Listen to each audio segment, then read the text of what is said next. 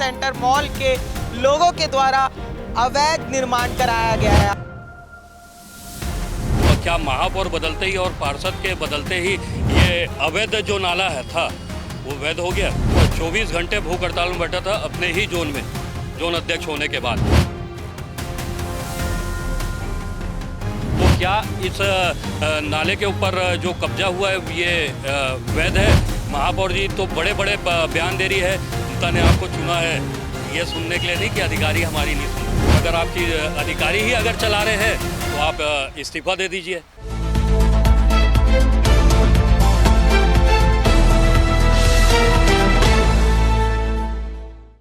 इस समय मैं रायपुर के सिटी सेंटर मॉल के जस्ट सामने खड़ा हूं और आपको बता दूं कि जिस जगह पे मैं खड़ा हूं वहां पे सिटी सेंटर मॉल के लोगों के द्वारा अवैध निर्माण कराया गया है। अब आप बोल रहे होंगे कि ऐसा क्यों बोल रहा हूं, आप देख सकते हैं, देखिए ये नाला है, ये देखिए ये नाला है और सुप्रीम कोर्ट और एनजीटी की गाइडलाइन के अनुसार, एनजीटी की गाइडलाइन के अनुसार और उसके आदेश और सुप्रीम कोर्ट और एनजीटी की सख्त आदेश के अनुसार नाले के ऊपर किया गया किसी भी प्रकार का निर्माण अवैध है। सुप्रीम कोर्ट का आदेश है, सर्वोच्च न्यायालय लोकतंत्र का स्तंभ है, 3 स्तंभों में से एक, तीसरा स्तंभ जुडिशरी सिस्टम, उसका आदेश है। देखिए यहाँ से पानी निकल रहा है, देखिए देखिए देखिए यहाँ से पानी निकल रहा है। ये सिटी सेंटर का जो पानी है, जो वहाँ से उसका पूरा गंदा पानी यहाँ से निकल रहा है, नाले में जा रहा है। और इसी नाले के चलते इस बार जो बारिश हुई थी, आप विजुअल के माध्यम से भी देख रहे होंगे, इस बार जो बारिश हुई थी उसमें पूरा देवेंद्र नगर और पंडरी का क्षेत्र जो था वो जल भराव की समस्या से जूझने लग गया था।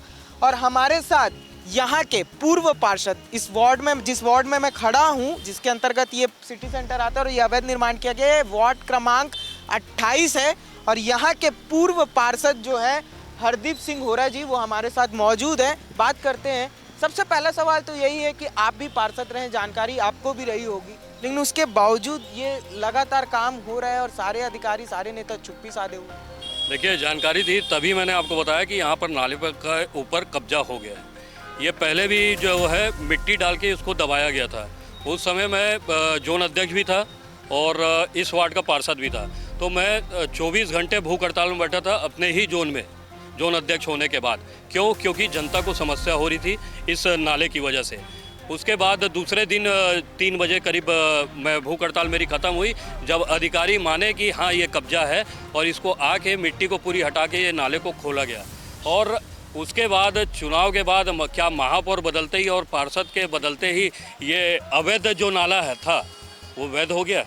आप देख सकते पूरा नाले के ऊपर लैंडस्केपिंग कर दी गई है। और आपको मैं दिखाना चाहूँगा कि अभी कुछ दिन पूर्व जब बारिश हुई तो आप देखेंगे किस प्रकार से ये नाले का पानी पूरा देवेंद्र नगर थाने के पास और जो है सेक्टर 4 और सेक्टर 5 को पूरा अपनी चपेट में ले लिया।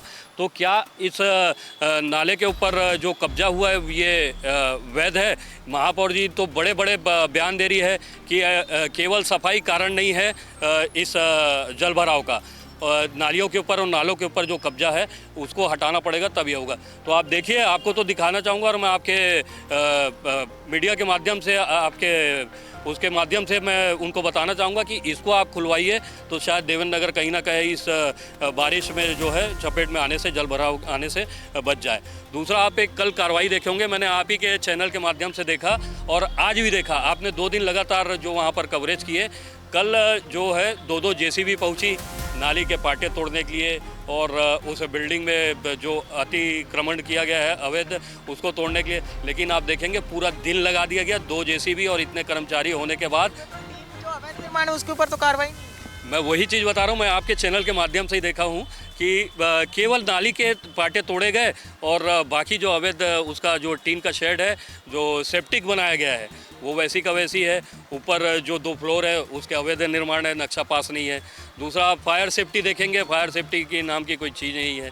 तो क्या निगम की आंखें वहाँ पर, महापौर जब स्वयं गई थी, लोगों की शिकायत मिली तो उसमें केवल नाली के पाटे को हम तो आदेश करते हैं लेकिन जो अधिकारी है वो सुनते ही नहीं, अधिकारी अपनी मनमर्जी चला रहे हैं कहीं ना कहीं। जनता ने आपको चुना है ये सुनने के लिए नहीं कि अधिकारी हमारी नहीं सुन रहे। और आप इस शहर की प्रथम नागरिक है, आपको तो दबाव पूर्वक इसमें जो कार्रवाई करवाना चाहिए। और अगर आपकी अधिकारी ही अगर चला रहे हैं तो आप इस्तीफा दे दीजिए। अगर आपसे शहर संभल नहीं पा रहा है, अधिकारी आपके सुन नहीं रहे, मैं तो बोलता हूँ कि इनकी पूरी जो परिषद है, परिषद का भी यही कहना है एमआईसी की कि हमारी जोन कमिश्नर नहीं सुन रहे, हमारे कमिश्नर नहीं सुन रहे, आयुक्त नहीं सुन रहे, तो आप लोग सामूहिक इस्तीफा दे दीजिए, अधिकारियों को ही चालान दीजिए। ये सिटी सेंटर मॉल है, ये बड़े लोग हैं और इस देश में सभी का अधिकार है, सभी गरीबों का अधिकार है, सभी अमीरों का अधिकार है। ये कुछ भी अवैध निर्माण करते हैं तो तोड़ दिया जाता है, तोड़ा नहीं जाता है, उसको संरक्षण दिया जाता है। लेकिन वही गरीब का नकटी गांव में घर तोड़ दिया जाता है और 80 से ऊपर संख्या में एक ही दिन के अंदर सारे घर को निस्तनाबूद कर दिया जाता है। मैं आपको वही चीज़ बता रहा हूँ, ये जो सरकार है और जो निगम के पूरे हमारे परिषद और महापौर है, इनको केवल गरीब मध्यम परिवार के लोग ही दिखते हैं। आज मैं अभी आ रहा था मोवा, आप जाएंगे अवंतीबाई चौक, तो आप देखेंगे वहाँ पे पूरे जो बेचारे ठेले ठुमटे लगाते थे, अपने रोजगार चलाते थे, उनको सबको हटा दिया गया है और नाली का वहाँ पर सफाई का अभियान चल रहा है। तो क्या ये नाला उनको नहीं दिखा? कल जो कार्रवाई हुई वो कार्रवाई पूरी क्यों नहीं हुई? आपने बताया कि नकटी गांव को एक ही दिन में पूरा तहस नहस कर दिया गया, 85 घरों को सड़क पर ला कर रख दिया गया। तो तब उनके ऊपर कार्रवाई के लिए इनके एकदम बुलडोज़र तैयार रहता है। लेकिन यहाँ बुलडोज़र का क्या डीजल ख़त्म हो जाता है? क्या बुलडोज़र में खराबी आ जाती है? केवल जो दो बुलडोज़र लगने के बाद नाली के पाटे भर तोड़ के वापस हो जाता है। और मुझे तो अच्छे से ये पहले ही मालूम था कि वहाँ पर कार्रवाई नहीं कर पाएंगे, क्योंकि वो रसूखदार है, बड़े लोग हैं। पर क्या कहते हैं? मॉल का भी मैं बता रहा हूँ, मॉल के अभी भी जो मेरे समय इनका जो टैक्स बकाया था, वो टैक्स आज भी बकाया है। आप दूसरा देखेंगे, यहाँ के करता धर्ता नाम बता दें। करता धरता पहले गुप्ता जी का था, अभी नागपुर की कंपनी है। इसमें 7 लोग हैं जो मिलकर इसको चला रहे हैं और बड़े लोग का संरक्षण है तभी चल रहा है। इनका टैक्स भी बकाया है। आप छोटा सा अगर देखेंगे टैक्स बकाया रहता है तो सीलबंदी की कार्रवाई हो जाती है और उसको ऐसा बताते हैं कि हमने सीलबंदी कर दी, टैक्स का जो भुगतान नहीं हुआ। तो इसमें क्यों आप कार्रवाई नहीं कर पा रहे हैं? इसका एग्ज़िट आप देखेंगे, एग्ज़िट भी ये पहले एंट्री एग्ज़िट उधर था, ये ला दिए। यहाँ पे कभी भी दुर्घटना हो सकती है। 3 रोड को ऐसा मिलाया गया है। क्या ये इनको ये सब चीज़ें नहीं दिखती?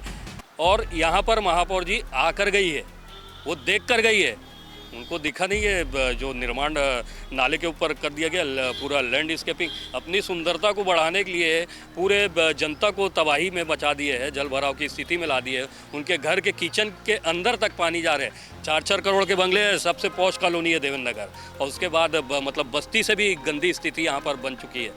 बाजू में IAS कॉलोनी है, अभी तो पानी भरा था इस बार। वही मैं आपको बता रहा हूँ, बाजू में IAS कॉलोनी है, IAS के बंगले के अंदर अब पानी जल भरा हुआ। तो ये केवल किसके कारण? इस नाले के कारण। वो यही नाला वहाँ से होते हुए यहाँ आ रहा है, जो रिवर्स बैक पानी मारता है वो उसके कारण वो भरता है और वहाँ पर IAS के बंगलों के अंदर पानी भर रहा है। दूसरे दिन मैंने लगाया कि सफाई कर्मचारी आप भेजिए, जो कल जल भराव में कचरे आए हैं वो आज तक पड़े हुए, और उनका जवाब ये था कि अधिकारियों के यहाँ सारे लेबर लगे। जनता की सुनवाई नहीं है, अधिकारियों की सुनवाई है। और ये सवाल ये उठा कि ये जो सिटी सेंटर मॉल है, नागपुर का कोई कंपनी है जो इसे देख रेख कर रही है, जैसे भैया के द्वारा जानकारी मिली। लेकिन ये जो सिटी सेंटर मॉल है, इसके लिए सुप्रीम कोर्ट के आदेश का कोई मायने नहीं है। क्या यहाँ पे बुलडोजर नहीं चलेगा? क्या बुलडोजर सिर्फ गरीब जनता के लिए है? ये सबसे बड़ा सवाल है। गरीबों के आशियाने उजाड़ने के लिए फोर्स के साथ बुलडोजर जाते हैं, लेकिन ये जो अवैध निर्माण है, ये तो NGT और सुप्रीम कोर्ट के सख्त आदेश में है कि आप नालों के ऊपर निर्माण नहीं करा सकते। और देखिए ना, ये देखिए वो उधर एक जाली लगी है और ये एक जाली लगी है, देख लीजिए कितना बड़ा। प्रशासन में बैठे लोगों की आंखें फूट गई है क्या, या फिर सिर्फ गरीब का ही दिखता है?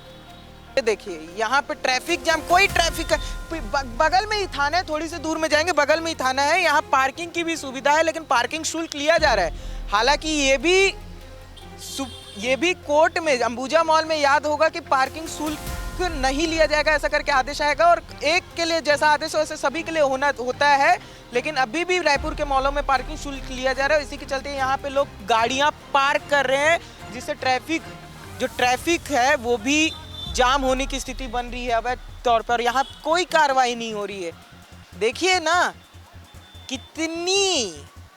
कितनी गलत नीति चल रही है, और जो बड़े लोग हैं उनको संरक्षण देने का काम किया जा रहा है। बाकी इस खबर को लेकर आपका क्या कहना है हमें कमेंट कर ज़रूर बताएं। वीडियो जर्नलिस्ट नवैज़ अहमद खान के साथ मैं राघवेंद्र पांडे, निशानेबाज न्यूज़।